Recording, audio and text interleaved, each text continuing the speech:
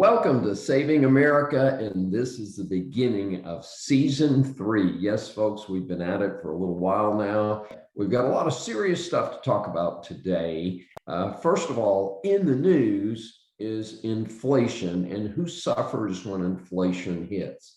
Second, rumor of the week is, the IRS accidentally or reportedly somehow the records of the wealthiest Americans have suddenly been made public. Sure, we'll take a look at that. And then number 3, traveling with COVID. And as some of our regular audience knows, I've just returned from Greece. You say, hey, and that's your final answer? So let's get started and take a look at, in the news, inflation is roaring, who gets hurt? It's 1979. Jimmy Carter is president, and he's experiencing runaway inflation and a stagnant economy, also suffering from hemorrhoids. No, it's 2021. And here we are in early June, and we've got Joe Biden, who in only 5 months has managed to ruin one of the best economies in the history of America, and has not a lot to show for it. His excuse is he's chronically stupid, which I think is a mental condition and not a medical condition. And maybe he'd like to trade with good old Jimmy. At least Jimmy Carter was a nice guy. And I think anybody who thinks that Joe Biden is a nice guy is seriously deluded. In any event, I've heard reports from California that gasoline has hit $5 a gallon in some places. Yeah, now who gets hurt when inflation takes off? Yes, you're right. The little guys that the Democrats reportedly are supposed to be looking out for. Yep, no, not really. They just want them to vote for them. They don't really care about them, and they prove that over and over and over again, and that's quite unfortunate. But most responsible economists are expressing concern. Even the most liberal ones are saying, well, maybe this is just a temporary situation. However, lumber prices have skyrocketed. Housing starts have been cut. And remember that America has reportedly a housing crisis. We do not have enough houses for everybody who would like to have a house. And the cost of housing, of course, has dramatically increased. And when lumber prices increase by a factor of 4, we're not talking 4%, we're talking 400% for basic building materials.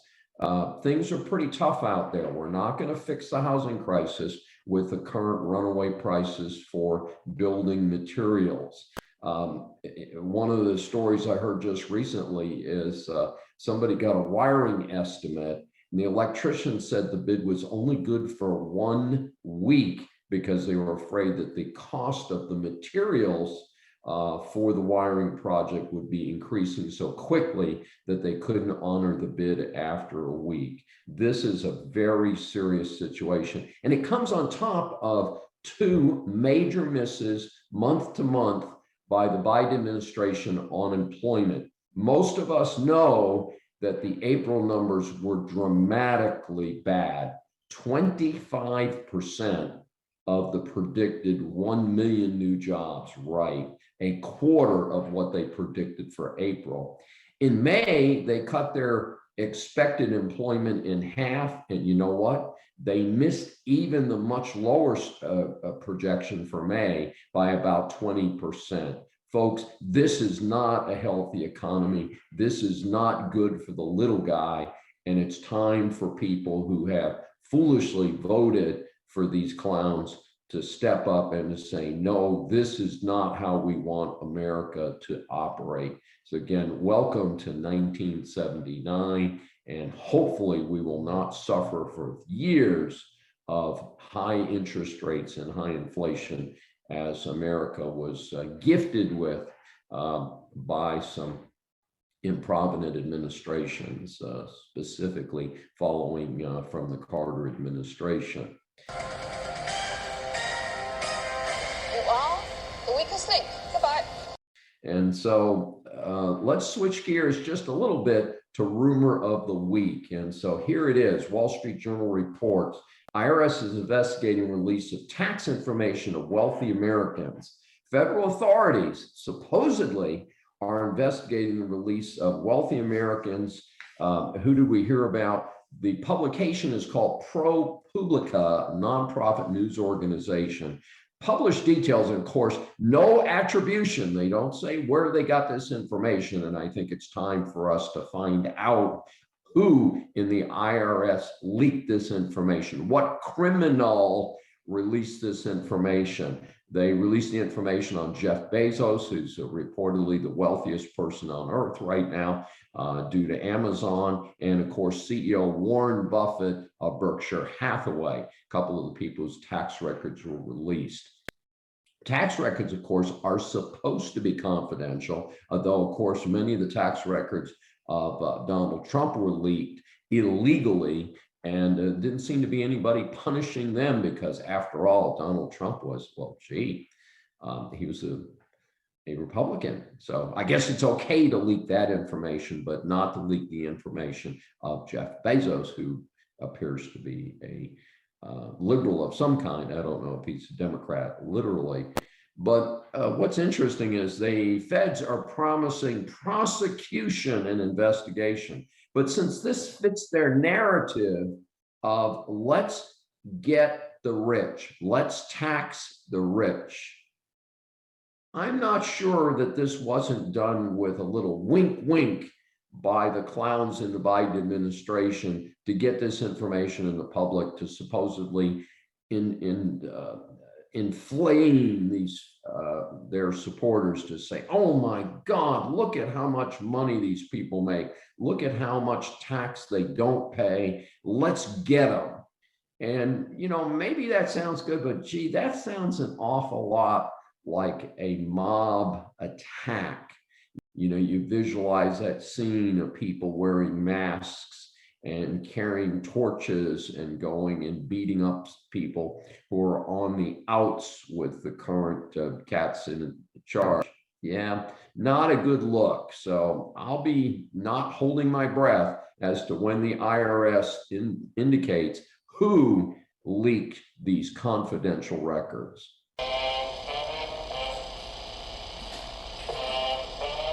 Just the facts, ma'am. Now for this week's Just the Facts. And we've got a special report here this week talking about my recent trip to Greece. This came right on the heels of Greece opening to the public. Greece is a country that is heavily, heavily dependent on tourism. So they are doing their best. Did something interesting. They went to their most popular visitor sites, most popular vacation sites, and they went and vaccinated everybody who worked in the tourism industry who would be exposed to tourists. Pretty smart move on their part. And I did want to mention that the history there is just incredible. And one of the reports that I saw, or some of the reports I saw, is they go back to 6,000 BC, or 8,000 years from now. And it's pretty incredible. One of the greatest civilizations in the history of the world. We still study philosophers like Socrates and Plato. And a great shame is this wonderful civilization was dominated and controlled. These people have lived under the administration and the persecution of other countries for 1,900 years until they obtained their freedom in 1821. Mainland Greece achieved its freedom with some of the islands. And then the island of Crete was not part of Greece, was not free of bondage until around 1913. So it's a very important lesson that we Americans cannot just sit back and say, oh, well, we're really cool guys, so we're going to be cool guys for hundreds of years to come. Folks, it's not that easy, and we need to be very vigilant about the forces out there that would take down America. And unfortunately, some of the most scary forces are internal and not external. But some tips for traveling internationally right now. First of all, I would certainly recommend that everyone get vaccinated. And I'm not an anti-vaxxer. The side effects from vaccines have been tiny, tiny, tiny. And it's just not responsible to not get a COVID vaccination. Secondly, you should know where you're going and what the restrictions are. In most cases, to leave the United States, you will need a COVID test to get into the receiving country. And it needs to be done usually within 48 to 72 hours before you leave. In turn, to get back into the United States, you will need to have a COVID vaccination, a COVID test within 48 to 72 hours. So this is a bit of paperwork. It's a little uncomfortable to get that swab in your nose, but hopefully it'll be negative, which it was in my case in both directions. But it's important to know what those rules are. Also, in terms of masking, of course, here in the United States, masks are becoming optional in many, many settings. You will find that in most other countries, masks are still required. And importantly, masks are required on airplanes unless you're actually eating or drinking. The significance of this is if you are on a long international flight, you may find it very tedious and uncomfortable to wear a mask for 8 or 10 hours continuously, again, when you're not actively eating or drinking. So something to consider maybe to delay those really long trips until things settle down. And unfortunately, that could be another year from now. But that's the report for the beginning of season 3 of Saving America. This is Dr. David D. Schein. Thanks for joining us.